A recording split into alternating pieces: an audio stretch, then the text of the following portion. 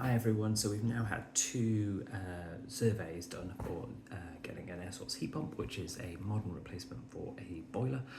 The reason that they're different is that they work on renewable electricity rather than on fossil fuels, and so I've done some other videos about them, and if you want to learn more, go on the Geek website and YouTube channel. I've got a consumer focused series there. You can go on Carbon Brief website and read about heat pump myths dispelled, because there's a lot of myths out there, like they can't heat old homes and others just like that. And you may have heard of, well, they don't produce enough heat. All my radiators might need changing, all my pipes need ripping up, they're going to have to rip out the boiler, they're going to have to rip up all the floors, etc. And quite often it's simply just not the case. But rather than busting more myths here, I thought I'd just detail the differences between what my Geek survey was like and what the Octopus survey were like. So Geek are a national firm, they're an umbrella MCS group, which means that they will help local installers go through the tedious MCS paperwork for getting you a £7,500 grant from the government to cheapen your install costs. So who comes round? So in my local Geek firm, or just local firm that install air source heat pump, for me the business owner came round, who is their best installer, who's been on all the courses in order to understand low temperature heating and how that differs from an on-off system, and who really knows how to install these things well and get them working at their best efficiency, so it overcomes the fact that electricity is 4 times the cost of gas. Because you don't want to be, your heating bills going up by 4, you want them staying the same or going down, and that's what a real expert can do, who understands low temperature heating and weather compensation and the way that air source heat pumps heat the home. So that's who we had around from the Geek firm, and Octopus was different. Octopus, Greg Jackson, or their chief technical officer, couldn't come round to the thousands and millions of homes that might be knocking on Octopus's door or phoning them up or sending e-consults for quotes. So instead, what they've hired is, in my case, a former EPC surveyor. So she's a property surveyor. She's previously done EPCs, so she knows how to do a floor plan.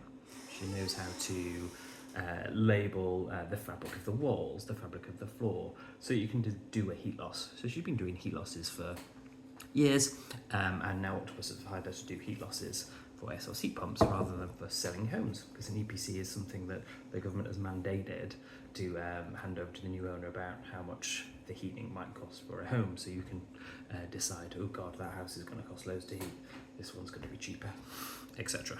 And they do give you suggestions on how to best reduce that. But they can be smart people, or they can be just drive by, don't check, this is what the big building regs were when this house was bought, etc. So there you go. So rather than the business owner, installer and designer of your system coming, who needs to know everything and do everything, you've got someone who's just going to do a heat loss. And then an app makes up the rest of it. So the heat design isn't done, but a room by room heat loss is generated by an app for both of them, to reduce the workload for the Geek, but to make it a feasible, scalable business for Octopus.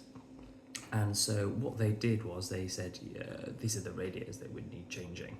And I asked the Geek to design me a 45-degree system, because I felt that was feasible.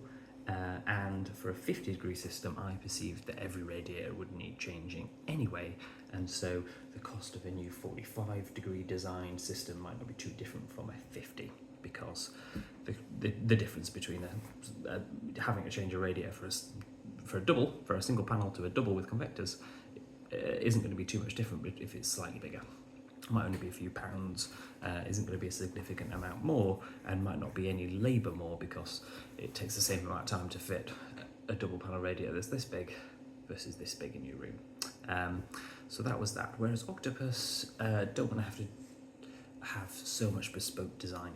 They're trying to scale a nationwide business. They're trying to make costs as low as possible, time as low as possible for their centralised design team to be able to churn out as many as they can, so they can get as many installs as they can. And so they stick to 50 degrees. Why is this important? Well, air source heat pumps work more efficiently and you'll have lower electricity and heating costs if you have the lower flow temperature.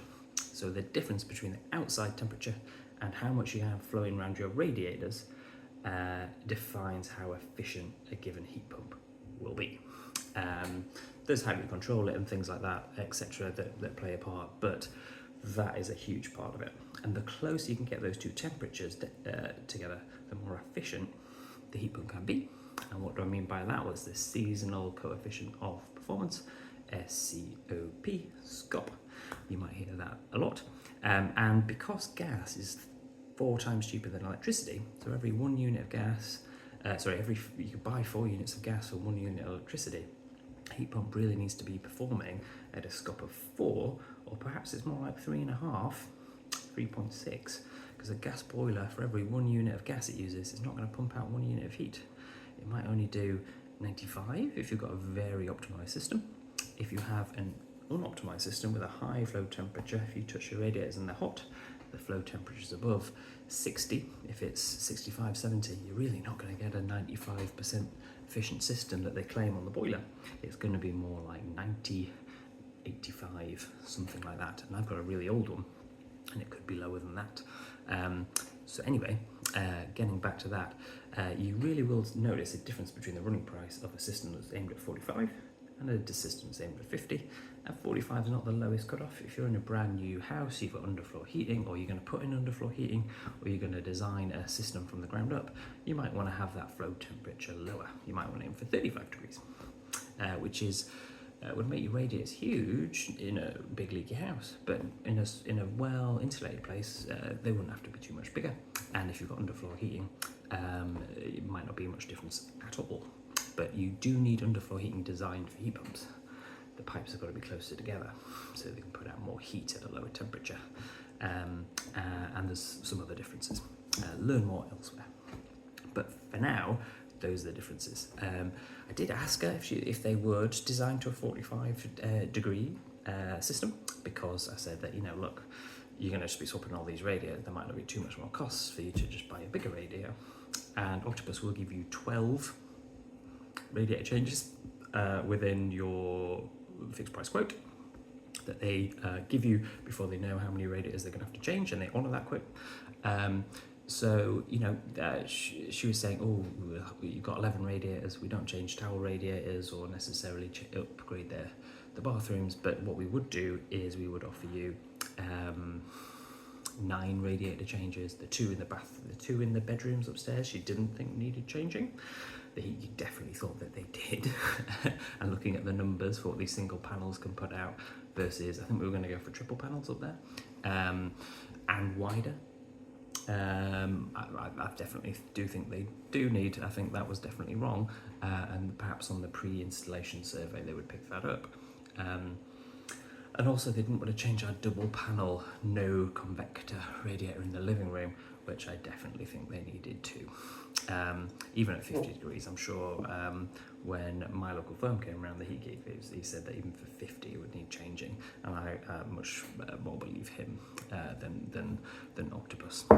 Costs. Well, you're kind of paying for their expertise and a bespoke service, and someone who comes around and does the survey who's a great installer, who's a great designer, who understands the low temperature heat pump, versus a national firm that need to keep their costs as low as possible because they might be getting much more inquiries, and they might be having to keep a hold of their costs because they might be doing much more work. And they do, and Octopus do a refundable heat loss survey. I've given them 200 quid, they've come around, they've done it. I'm not going with them, so they're going to give me my 200 quid back, whereas you've got to pay for a local firm to do a heat loss because there's a lot of work. My Heat Geek firm, they were here for at least 4 hours, it might have been 5 hours, and he did some more work doing the quote off-site, whereas Octopus, she was here for maybe only 3, and she hadn't done the design work. That was just, how long it takes to create a floor plan, size what the insulation will be in each room, etc., and do the heat loss and do the radiators and take all the pictures needed to plan the installation. So that's that. Now, did they agree with where the heat pump should go? Yes. They both said that the heat pump could or should go best here where these drain pipe planters are, and that the cylinder should go within that utility room, because it'd be so simple, and that we could easily get into the pipes where the boiler is at the back of this bathroom up here. So they agreed with the same sort of installation plan, which was fine, and they both agreed that the 22mm pipes would be able to take the 12 kilowatt heat loss-ish. Now, if I'm remembering properly, my heat geek firm said that the heat loss would be estimated at 10 kilowatts. 10 kilowatts online, just from their guesstimate on the website. But my heat geek firm that I contacted separately, and not through the heat geek website, came around, did a bespoke survey and said that it would be 10.75 kilowatts. So almost bang on the money. Only 750 watts difference, which is, 750 watts between friends. Whereas Octopus put it at 11.8 kilowatts. So that's just the difference between the two software packages they both have. Octopus might have a bespoke one. My local heat geek wasn't using Heat Geek service because I contacted him separately, but was using Heat Punk, or Heating Engineer, paid software to model the house and to model the heat loss. So they both had slightly different heat losses. If you're getting surveys from different firms, you should get used to that. They will all come out with slightly different ones, and you won't know who is right, which is interesting. Now, for my 10.75 kilowatt, or let's say 11 kilowatt heat loss, my Heat Geek firm said that I should be using a 12 kilowatt NEBI or a 12 kilowatt Valent. They predominantly install Valents, but have recently gone on the NEBI training course, because each heat pump will have slight differences and install preferences. They're both propane R290 heat pumps, and so have the same characteristics, that they can do high temp. And because you can do high temp doesn't mean you want high temp. High temp's useful for difficult to install properties, or if it's going to cost so much to change pipes, if you have to change pipes. We wouldn't have to, with standard 22mm pipes, copper, not plastic. But if you can avoid having to use high temperatures, you should. It is useful to do your hot water cylinder, especially if you're worried about Legionella, you're old, you don't use the water that much, it might stagnate, Legionella could grow. You might want your heat pump to be able to deliver that high temperature to kill the Legionella. At 50 it kills it in a few hours, at 55 in half an hour, and in 60 in a couple of minutes. But really it's not going to grow outside the sweet spot of 20 to 40. And if you're turning over that water and flushing out the Legionella, it's never going to grow to a high level where it can make you poorly. So that is Legionella briefly. We could probably do that separately. But yeah, so they wanted to do a 12 kilowatt for slightly less than 11 kilowatt heat loss. And that difference is because just because a heat pump's labelled as 12 doesn't mean it can always deliver 12. At 10 degrees outside, it might be able to comfortably deliver the 12 badged performance. But if that drops to 5, can it still do that? Sometimes they can't. If that drops to 0, can they still do that? Sometimes they can't. And if that drops to -5, can they still do that? Sometimes they can't, and it drops. So sometimes you've got to oversize above your heat loss because the actual heat pump at -5 or whatever your average coldest day is, I think in Newcastle up here we use -3 or -3.5, then it might perform a little bit worse. And so you've got to oversize a little bit to meet that. Because essentially, on your coldest day, you don't want to be designing a heating service that can't quite keep up, and you eventually get cold and you're like, oh, why have I paid this money for something that doesn't quite perform as it should?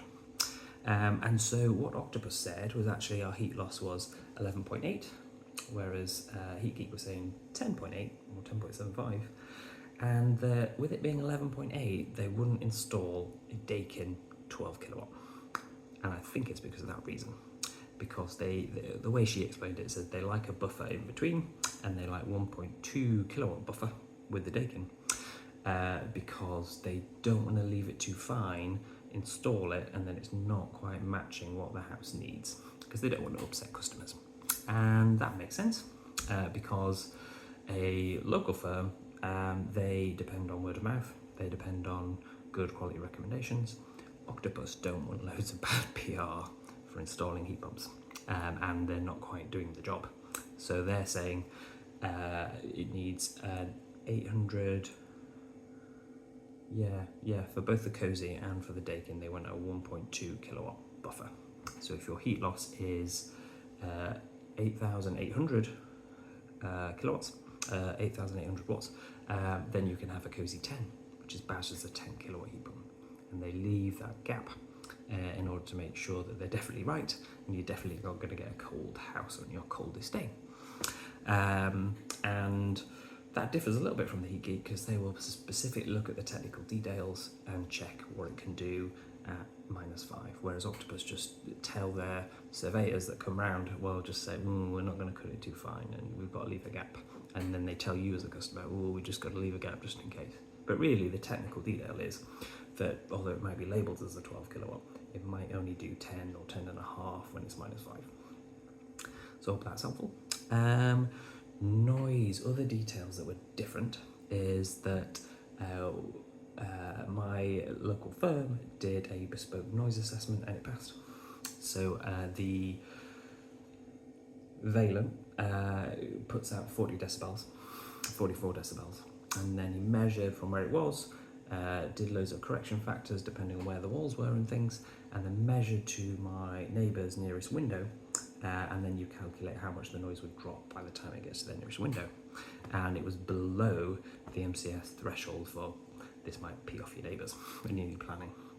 Whereas Octopus did the same thing, perhaps because their Cozy heat pump's noisier, perhaps because the Dakin's noisier than a Valen, or Big Hat's because they're not quite doing the noise calculations right, and they said you'd need planning permission. I don't think we do.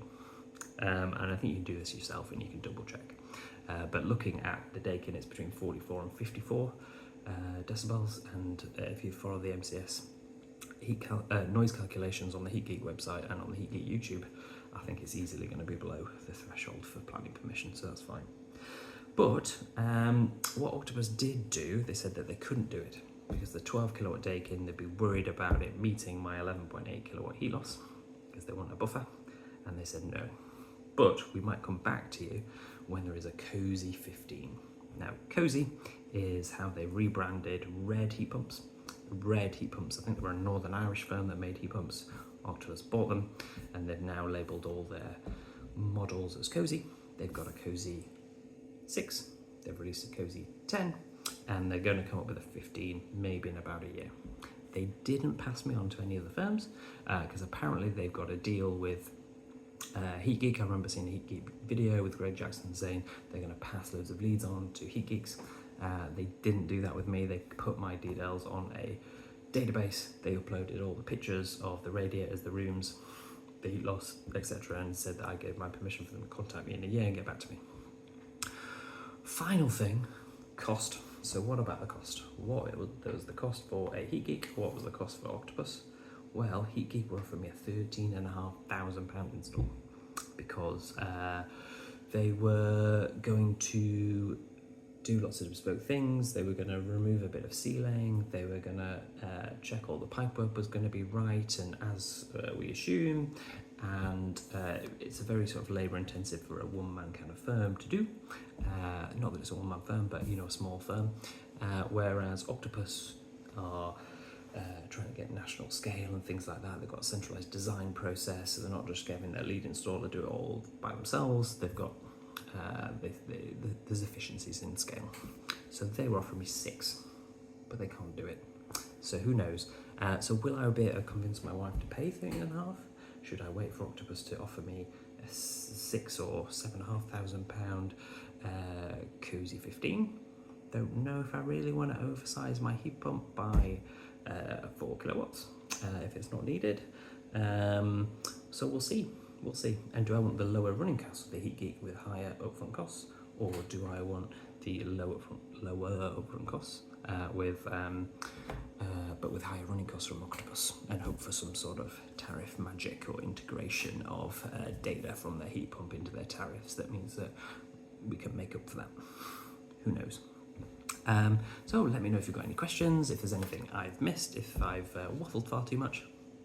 If you're interested in heat pumps too, if you think these prices are ridiculous, this is a big 5-bedroom mid-terrace Victorian home.